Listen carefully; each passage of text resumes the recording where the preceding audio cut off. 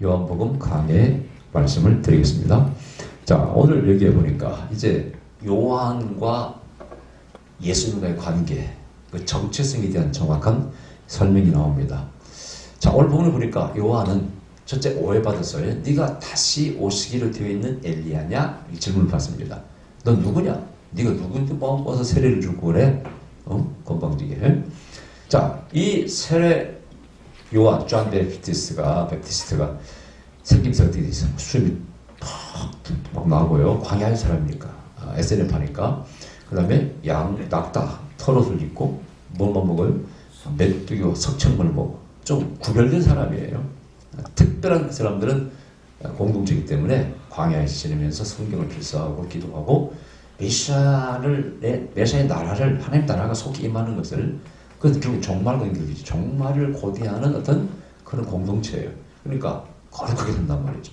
재산을 다 팔아가지고 딱 헌금해버리고 거기서 다 소식하면서 기도하고 성경 필사하고. 근데 이 요한에게 하나님의 계시가 임한 거죠. 그래서 와서 막 유다만 세례를 주고 회개하라! 천국이 가까웠다! 그러니까 사람들이 후아유, 또 누구냐? 자, 종말이 가까웠다 그러면 제일 싫어할 사람이 누구예요? 기득권을 가진 자들이에요. 기득권. 이걸 내가 얻으려고 이 자리에 오르려고 얼마나 돈을 쓰고 노력을 했는데, 우리 집안이 이제 몇 대째 이 땅 위에서 지금 번영하고 있는데, 제사장으로서 부를 누리고 권력을 누리고, 로마인도 마찬가지고, 이 세상의 기득권자들은 전부 종말을 싫어합니다. 또 누가 싫어할까? 죄를 많이 짓고 사는 사람도 싫어해요. 왜? 종말이 오면 자유체 위험하잖아요. 그래서 누가 좋아하느냐? 그래도 나름대로 하나님을 쫓고 진리의 말씀을 지키면서 나는 그래도 깨끗하게 살려고 노력했다. 신앙생활을 잘했다. 라는 사람들은 마르나타, 주 예수여 어서 오십사 하듯이 종말을 고대하는 거죠. SNF는 그 중에서 가장 극렬하게 아주 열심히 종말을 고대하는 자라고 볼 수 있습니다. 생김새부터가 하여튼 이상해. 스트레인지 이상합니다. 근데 와서 회개하라. 하나님 나라 가까이 왔다는데 거기 안 날 사람 어디 있겠어요? 누구냐? 그러니까 나는 사실 아무것도 아니다. 길을 예비하는 자라 그래요. 자, 오늘 본문에 보니까 광야의 길을 예비한다는 것이 바로 이사야에서 3장에 나온 말씀인데, 이사야가 그랬지 않느냐? 광야의 길을 예비하는 자가 있다는 거예요. 그 길을 예비하는 자는 하나님의 메신저라는 뜻입니다. 그러면서 그들은 특징이 뭐냐? 첫째, 하나님의 음성을 들어 예언자입니다. 또는 이제 공의를 되게 선포합니다. 예언자는 특징이 거의 공의를 선포해요. 예언자적 교회라는 말이 있어요. 제사장적 교회 이런 표현을 쓰는데, 제사장적 교회는 죄 용서받고 구원받는 거 막 성령 막 부흥시켜서 이게 제사장적 교회고요. 예언자적 교회는요, 그쪽보다는 뭡니까? 사회 정의와 공의와 하나님의 심판을 강조합니다. 그래서 종말을 가르치는 막 빠지는 게 아니에요. 정의와 공의 없는 사회를 이루어야 된다는 거예요. 하나님의 뜻을 이뤄야 된다는 거예요. 그걸 강조하는 것이 바로 예언자적 교회예요. 예언자들은 성경에 보면 이제 세례 요한도 목 잘려서 순교를 당하죠. 그죠? 그래서 거의 다 순교를 당합니다. 그러니까 아무나 일을 하는 게 아니에요. 별난 사람이 아마 특별한 사람입니다. 자, 그래서 이 엘리야가 이제 이사야 4장에 다시 온다. 길을 예비한다는 말이 있고, 그 다음에 말라기 4장 5절에 보면은 엘리야가 다시 온다는 말씀이 있어요. 길을 예비하는 자로서. 그래서 그렇게 오해를 했어요. 자, 지금도 6월절 의식 때, 전에 제가 한번 얘기한 적이 있죠. 6월절 의식 때 포도주를 마시고 6월절 이렇게 전에 의식을 하잖아요. 그때 자나를 자기를 비워놓는다고 그랬어요. 그걸 누구의 자리라? 엘리야의 자리라 이렇게 비워놔요. 유대인들 지금 그렇게 합니다. 꼭 하나를 비워놔요. 이렇게. 다시 오실 엘리야를 위해서. 근데 어느 날 재밌는 얘기가, 그 6월절 의식을 치르고 있는데 누가 밖에서 똑똑하니까 딸아이가 어느 물려주니까 홈레스 집 없는 거지가 수염이 덥수 이렇게 해가지고 뭐 얻어온 거야. 그러니까 아이가 수는 영감을 받은 거야. 이게 누구라고 생각했어요? 야, 엘리야가 오셨다. 그래서 달려가서 아빠 프라펫 엘리야 케임 컴. 그러니까 아빠 예언자 엘리야가 오셨다니까 아빠 그러는 거야. 그러니까 딸이 이상한 거야. 아니, 아빠 맨날 엘리야 오신다고 그랬잖아. 오셨다니까. 머리도 막 길고 쇠도 나고. 그러니까 아빠는 안 믿어. 엘리야가 오실 리가 없는 거야. 참 웃기죠 이게.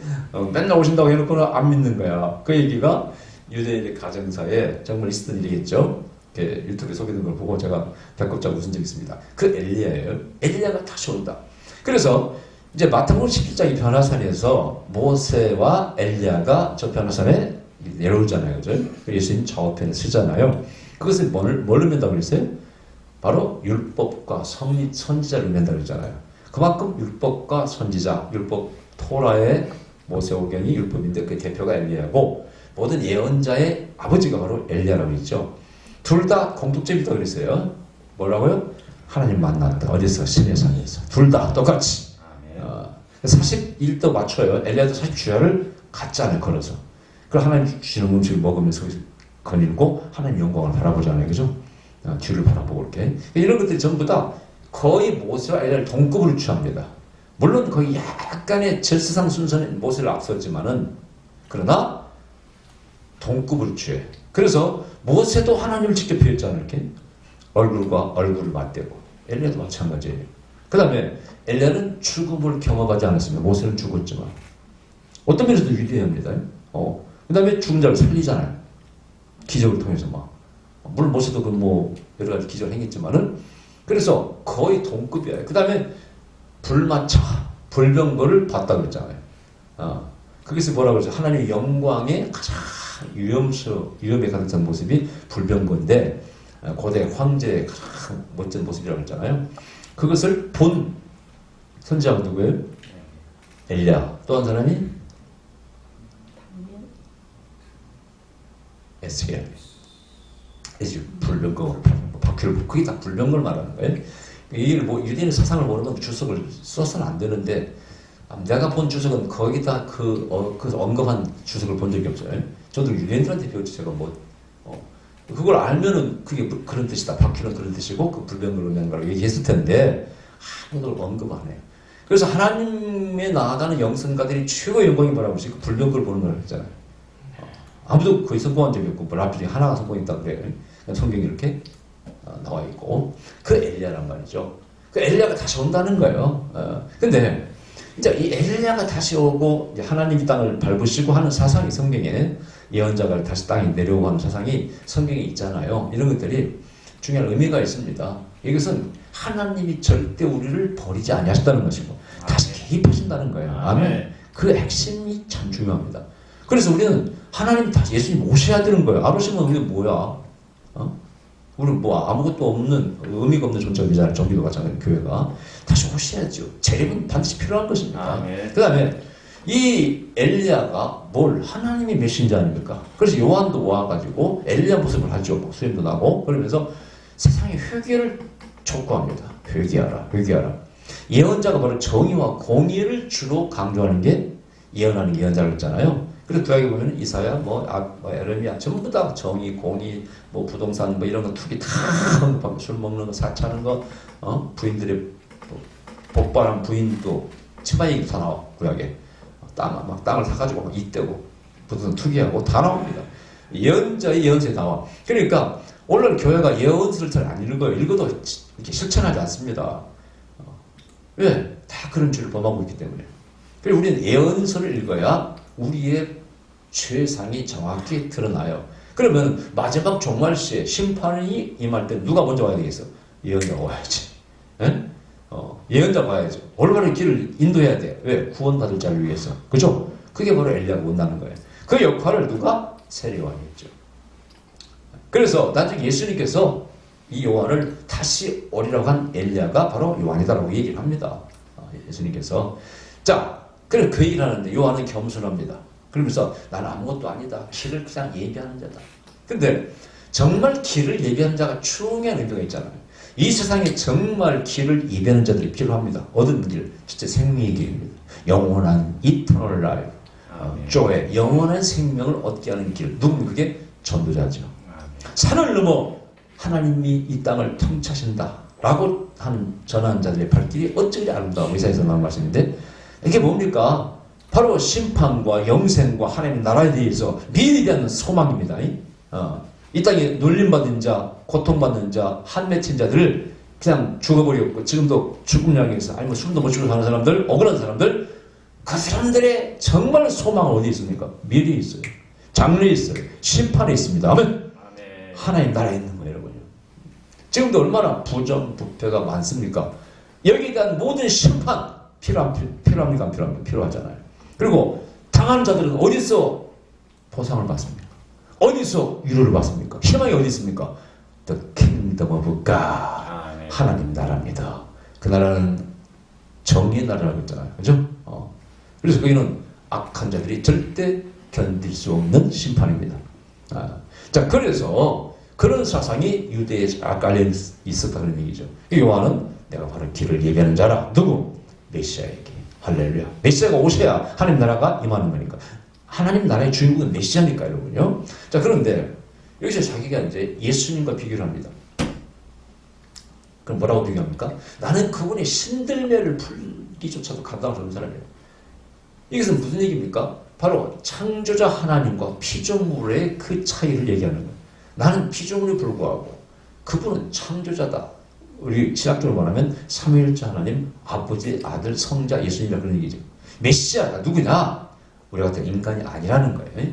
하나님의 그 신성을 가지고 계시는 삼위일체 하나님이라는 거죠. 그걸 설명 안 돼 있지만은 차이점을, 아니, 신들매도 풀 자격이 없어. 자, 간혹 우리가 이제 모세오경에 나오는 출애굽기에 나오는 예를 들어서 나 같은 예언자가 다시 너희 곁에 쓸 것이다, 올 것이다, 이런 말씀을 예수님으로 연결시키는 분이 있는데 내가 볼 때는 저는 여호수아로 가야 된다고 봅니다. 제 개인 생각에. 왜냐면 예수님하고 모세는 차원이 다른 거예요. 신분이 달라. 그렇게 생각하면은 성경 자체가 모순이 되어버려요. 내가 볼 때는 여호수아로 봐야 되는 게 맞다고 생각이 들어. 제 생각에. 그 다음에 예수님께서 요한복음 6장에서는 이렇게 성경이 나에게 쓴 거라는 것은 그걸 말하는 게 아니라 성경 전체의 모든 예언이 바로 예수님이 다시 이 땅에 하나님한테 오신다는 예언이라는 것이지 꼭 그걸 지칭하는 거라고 저는 보지 않습니다. 제 개인 생각이고. 자, 그래서 세례요한이 자기를 겸손하게 말하면서 나는 그냥 광야에 외치는 안내자에 불과할 것이고 주인공은 누구나? 주인공은 누구예요? 예수님이라. 자, 여기서 우리는 영적인 질서를 좀 배워야 돼요. 자, 모든 사람이 장차 오실 예수가 되려고 그래. 자, 하나님 종들 가운데 예언자라든가 능력 있는 종들이 다 어떻게 보면 나중에 지금 하나님 되는 수가 많습니다.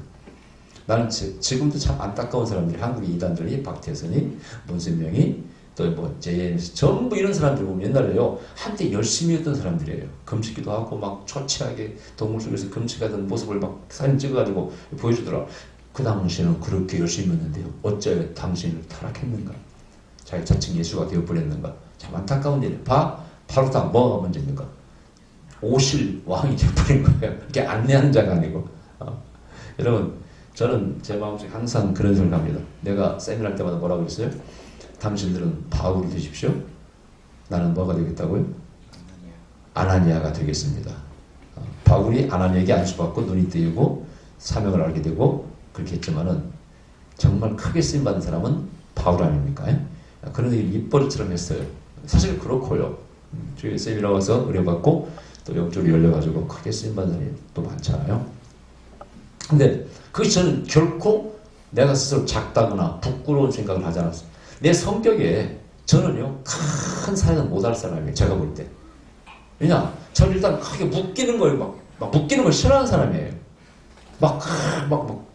뭐가 조직이 만들어져가지고 착착 굴러가고 막 정신이 굴러가고 이걸 갖다가 안 맞는 사람이야. 여러분도 아시겠지만 저는 자유인이니까 굉장히 자유롭게 사는 사람인데 그러려면은요 그 조직을 움직여야 되고 조직 안에 들어가야 되고 조직을 움직이려면은 또 많은 조금의 문제도 생길 수가 있어요. 그래서 가만히 생각해보면 저는 안 맞는 사람이야. 가장 맞는 게 오히려 이렇게 세례 요한처럼 예언자로서 자유인으로 살아가는 게 오히려 맞아요. 그렇다고 제가 그러면 맨날 메뚜기가 석천만 먹고 살아라? 못 살지. 그렇게는. 이분들은 또 그때 시대인 상황이 있어요. 나라는 빼앗겼고, 로마가 지배하고 있고, 하나님 나라를 고대하고 백성들이 이렇게, 어떤 그런 특수 상황이 있는 것이고, 우리도 어려울 때는요, 저도 이렇게 격결 투쟁하고, 인권 이런 것들이 투쟁할 때는 그때 시대가 그랬으니까 그런 거예요. 근데 요즘은 자꾸 정치 관여하지 말라고 하는 이유가 있어요. 지금 그런 시대가 지금 표로서 얼마든지 정권을 바꿔버리고, 문재인 대통령이 아무리 못해도요 5년밖에 시간이 없어. 5년 지나면 끝나. 그래야 하는 거래요. 무슨 공사가 된다 쓸데없는 소리 하지 말고 목사들아 그런 거 하지 마. 기도나 하고 복음 열심히 전해. 그 또래 같은 짓 하지 말고 제발 좀. 예언자가 말하는 건데 지금 예언자로서 할 일이 없어. 목사 그런 짓 하고 있어 지금. 야, 5년만 지나면 다 전부 바뀌고 표로서 얼마든지 바꿀 수가 있는데 목사까지 나서서 뭐 하고 있는 거야 지금? 종교의 위상 떨어지게. 적어도 영혼을 다루고 있는 종교는 그 위에 있어야지. 그래 안 그래요? 옛날 정치가 마음대로 바뀌지 않고 독재자가 군림할 때 그때는 목사로 나가야지. 그때는 목숨 걸고 그때는 데모하고 있잖아. 인권을 위해서는 뭐 대통령 이제 6월 투쟁 같은데 다 앞장서고 시작할 때부터 앞장섰지 않습니까? 그때 어려우고 힘들 때 목회하고 힘들 때인데 진짜 목숨 걸고 한 거야. 그때는 솔직히 잡혀가면 우리 집 다 굶어 죽어야 돼. 근데 용감했지 진짜. 용감했죠 진짜. 근데 지금은 그럴 때가 아니잖아. 나설 때가 아니야 지금은. 오히려 교회가 더 세상을 아름답게 비추는 빛이 되어서 뭘 보여야 되는데 뭘 보기에는 그런 코로나 제일 많이 걸리고 말이야. 뭐하는 짓거리야. 뭐하는 짓거리야 진짜. 이 세상에 암적인 존재가 되어버렸다니까. 온갖 탁누가 교회에서 흘러나오니 무슨 총회 당긴다고 선거 온다고 돈 쓰고 이게 뭐하는 짓거리인지 모르겠습니다. 뭐하는 짓거리인지 모르겠습니다. 자, 그래서 예언자는 그런 시대에 태어나서 과감을 외치는 거죠. 그래서 그 당시하고 비교할 수 없지만 그러나 지금도 이런 길을 안내는 자가 필요합니다. 그러면서 질서를 지키는 나는 메시아와는 비교할 수 없어. 그래서 우리는 그 위치 선정을 잘해야 돼. 그래야 타락하지 않습니다. 난 항상 내 스탠스에서 나는 죄인입니다. 내가 항상 하는 얘기 나는 절대 성자가 될 수 없습니다. 이 뜻이 뭐예요? 이게 무슨 얘기예요? 나는 절대적으로 하나님의 긍휼이 필요합니다. 나는 인간입니다. I'm human being. person. 인간이에요. I'm not. 그러니까 신이 아니야 나는요. 될 수도 없어요. 자신이 한계랍니다. 나는 본능에 굉장히 묶여서 사는 사람이에요. 본능을 못 벗어나겠더라고. 내가 살면서 내 자신을 돌이켜보면 나이가 먹을수록 항상 죄인임을 고백할 수밖에 없어. 그 위치 선정을 잘해야 돼. 나는 죄인입니다. 내가 오늘 아침에 기도할 때마다 영어로 I'm not good enough to be your servant. 나는 당신의 종되기가 자격이 없는 사람이에요. Not good enough. I lack. 난 부족합니다. attitude to be a pastor, 목사가 되는 자질이 난 부족한 사람. 이렇게 기도를 계속 매일 반복해. 돌이켜보니까 내가 어제도 밥 먹는 중에 얘기했지만 감사한 것밖에 없다. 감사한 것밖에 없다. 하나님께 내줄 것도 없고 이걸로 먹고 살라고 감사할 것밖에 없다. 이 코로나 사태에서 어려울 때도 어쨌든 하나님께 살 길을 열어주셨고 살아가고 있고 나도 밥 먹고 가면서 여보 참 힘들 때 우리 잘 먹네 감사하다. 그렇잖아. 힘들어 잘 먹고 있고 할렐루야. 어떤 먹고 사는 시장이 없고 하나님 길을 열어주셨고 참 감사하잖아요.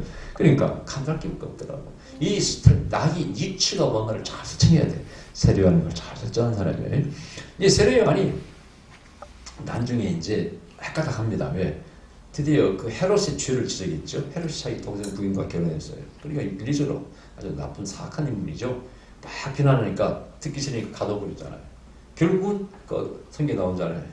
춤추고 막 누굽니까? 헤롯이 아닙니까? 춤추고 소원이 못나니까 좀 요한의 목을 정말에 잘라서 가져오라고 하니까 진짜 그렇게 했잖아요. 그런데 결국은 피자먹이 죽어 옥에 갇혔을 때 아니 이분이 메시아인 줄 알았더니 뭐 뚜렷한 뭐가 안 보이네.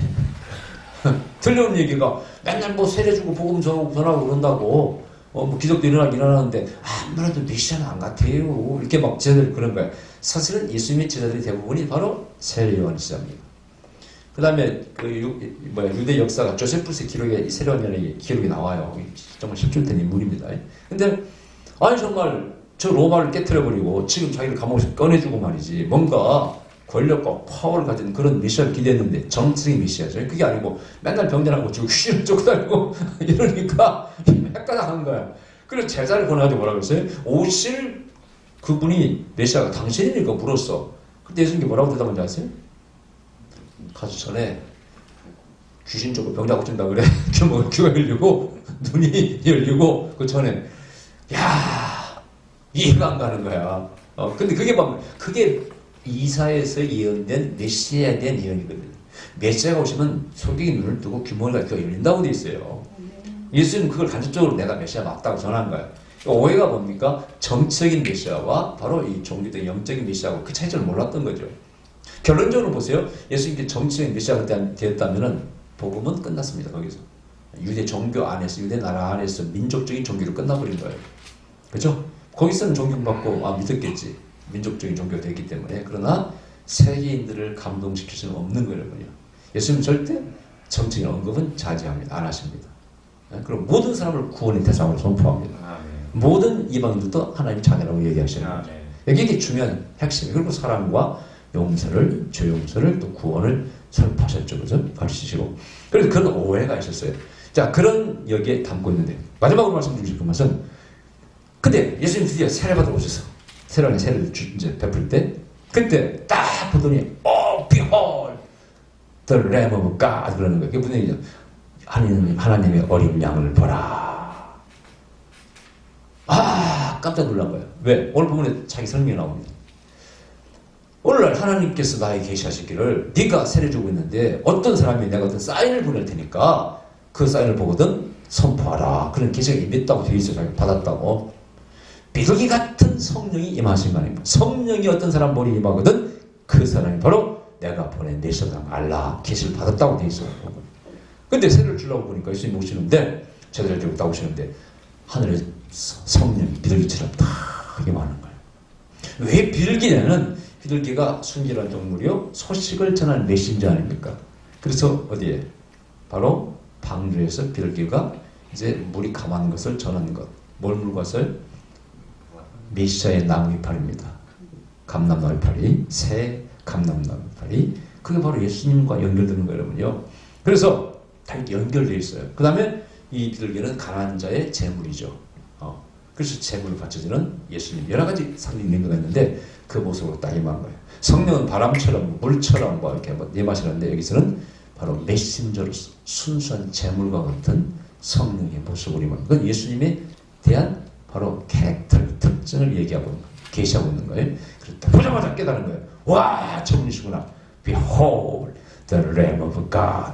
하나님의 어린 양을 보라. 저는 세상 죄를 지우고는 하나님의 어린 양이로다. 할렐루야. 자, 이게 이제 참 중요한 얘기입니다.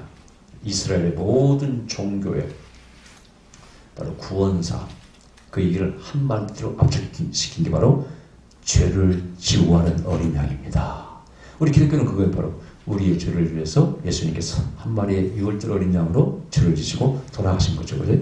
그걸 딱, 이건 구약 수천 년 이스라엘 역사의 신앙의 핵심을 딱 꿰뚫어서 한마디로 표현한 거예요. 이분이 바로 우리의 죄를 지우하시는 분. 구약의 그 제물, 5가지 제사 가운데 모든 제물이 하는 게 뭐예요? 죄를 없애는 거 아니에요? 그것을 이분이 바로 하신다는 거예요. 아멘? 대속을 여기서 얘기합니다. 그러면서 그분은 하나님의 아들이시죠. 바로 어린 양이라고. 어린 양이라고. 예언적이면서 바로 제사의식 속에 들어있는 모든 비밀을 딱 함축해서 한마디로 저 6월절 어린 양문에 딱 연결시켜서 선포하고 있는 겁니다. 그래서 유대인들은 이 단 한마디에 한 줄이 한 말씀이 딱 깨달아지는 거예요. 와, 이분이 누구다. 근데 유대인들은, 이방인들은 무슨 말인지 모르죠. 한 마리 어린 양을 보라. 이 어린 양이 순하고 어린 착하니까 그런가? 이게 아니에요, 여러분이. 6월절의 어린 양, 죄를 지시고 우리 죄를 대신 대속하는 어린 양을 의미합니다. 구원사적인 얘기입니다. 그것을 여기 딱 세례 요한이 한 거고, 그것을 누가 캐치했어요? 요한이 딱 캐치한 거예요.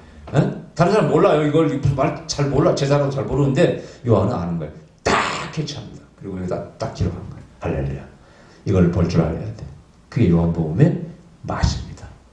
영적인 복음서의 맛이에요. 할렐루야. 어쨌든 중요한 것은 예수님은 소속이 하늘입니다. 하늘 아버지와 똑같으십니다. 신성이 여기 3일절이 들어있는 거예요.